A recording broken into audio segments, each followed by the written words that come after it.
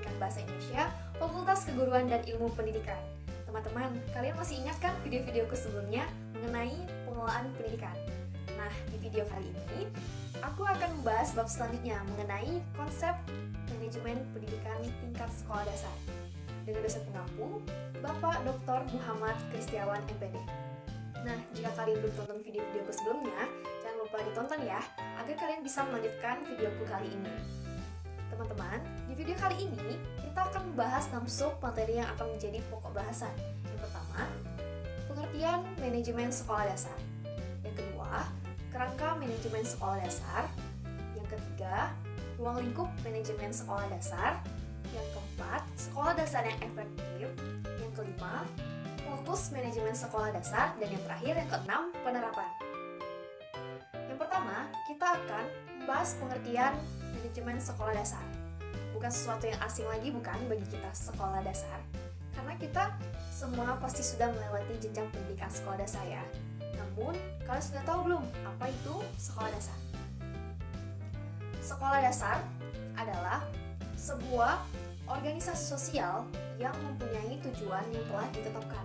Tujuan utama sekolah dasar memberikan pendidikan yang berkualitas kepada peserta didik di sekolah dasar. Sekolah dasar memiliki staf sendiri yang merupakan sumber daya manusia yang dimiliki.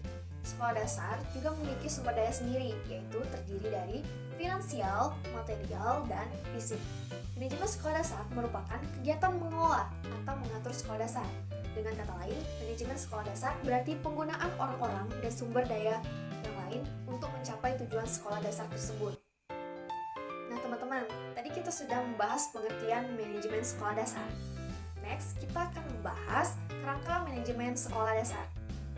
Kerangka manajemen untuk sekolah dasar harus meliputi pernyataan eksplisit mengenai kewajiban dan tanggung jawab semua pegawai sehubungan dengan manajemen pembelajaran siswa dan kurikulum.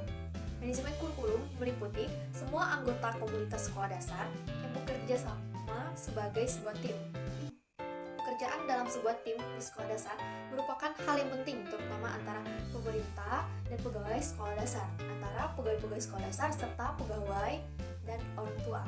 Manajemen sekolah dasar yang efektif memegang peranan penting yang memungkinkan guru-guru memenuhi kebutuhan siswa-siswanya. Guru-guru memiliki hak untuk mengharapkan sekolah dasar dapat dikelola dengan baik sehingga dapat memberikan kondisi untuk pengajaran dan pembelajaran yang baik. Next, di pokok pembahasan yang ketiga, kita akan membahas ruang lingkup manajemen sekolah dasar. Ruang lingkup manajemen sekolah dasar sangatlah luas, yang meliputi elemen-elemen perencanaan, penganggaran, pengorganisasian, pengarahan, pengontrolan, pengordinasian, pembuatan keputusan, evaluasi, serta kegiatan-kegiatan dan program-program. Dengan kata lain, manajemen sekolah dasar meliputi kegiatan-kegiatan sebagai berikut. Yang pertama, perencanaan semua kegiatan dan program sekolah dasar pada awalnya yaitu pengakuan, pekerjaan akademik, kegiatan kurikuler, ujian, promosi siswa ke kelas yang lebih tinggi, pertemuan pegawai, asosiasi guru dan orang tua. Yang kedua, distribusi kegiatan akademik dan kurikuler di antara anggota pegawai sesuai dengan minat, kemampuan, dan pengalaman. Yang ketiga, persiapan anggaran tahunan yang menunjukkan penerimaan dan pengeluaran. Dan yang keempat, persiapan jadwal kegiatan. Yang kelima, penyediaan pegawai. Yang keenam, penyediaan peralatan dan furniture, termasuk pembelian, pemeliharaan, dan perbaikan.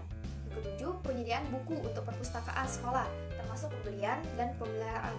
Dan yang ke-8, organisasi kegiatan kurikuler. Dan yang ke-9, pemeliharaan catatan. Yang ke-10, pengawasan kelas secara reguler. Dan yang ke-11, pengaturan ujian setiap bulan, setiap semester, dan setiap tahun. Dan yang terakhir, promosi siswa ke kelas yang lebih tinggi, koordinasi pekerjaan guru, dan lain-lain. Nah teman-teman, setelah mengetahui berbagai ruang lingkup manajemen sekolah dasar, next kita akan membahas terkait bagaimana sih sekolah dasar yang efektif agar dapat mencapai tujuannya. Sekolah dasar yang efektif merupakan sekolah yang memenuhi kebutuhan yang diidentifikasi secara lokal dari sumber daya yang ada dan menjamin bahwa siswanya datang secara teratur dan memiliki hasil tes yang baik.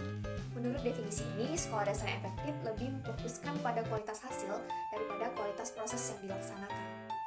Pendapat lain menyatakan bahwa sekolah dasar yang efektif harus dapat memberikan kegiatan belajar mengajar yang berkualitas tinggi. Sekolah dasar yang baik berbeda dengan sekolah dasar yang efektif.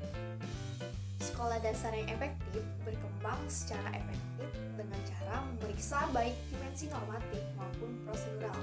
Keadaan ini menunjukkan bahwa sekolah dasar yang efektif berkembang dengan sukses dalam segala arah, sedangkan sekolah dasar yang baik berkembang dengan sukses menurut agenda yang telah disetujui. Bagaimana teman-teman? Kalian sudah tahu kan seperti apa sekolah dasar yang efektif dan perbedaannya dengan sekolah dasar yang baik?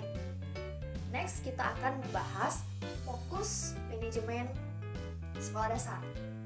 Fokus manajemen sekolah dasar adalah memberikan bekal kemampuan dasar kepada siswa untuk mengembangkan kehidupannya sebagai pribadi, anggota masyarakat, warga negara, dan umat manusia, serta mempersiapkan siswa untuk mengikuti pendidikan menengah. Nah, yang terakhir kita akan membahas penerapan. Untuk meningkatkan mutu lembaga pendidikan, ada 5 hal yang harus diterapkan, yaitu yang pertama, pengembangan dan perbaikan kurikulum berbasis kompetensi. Dan yang kedua, memperhatikan kondisi kebutuhan siswa dan masyarakat. Dan yang ketiga, sistem evaluasi yang ada hendaknya dirancang dengan berbasis keahlian peserta didik.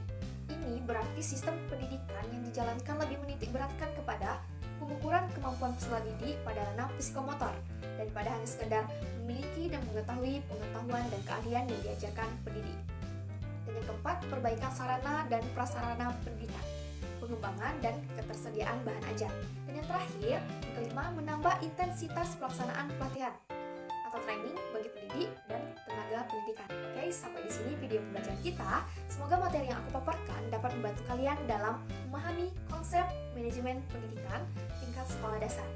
Apabila kalian belum paham mengenai materi yang sudah aku jelaskan, kalian bisa memutar ulang video ini, dan apabila ada pertanyaan bisa tulis di kolom komentar ya. Jangan lupa selalu support channel ini dengan cara like, comment, subscribe, and share ke teman-teman kalian. See you next video, bye-bye!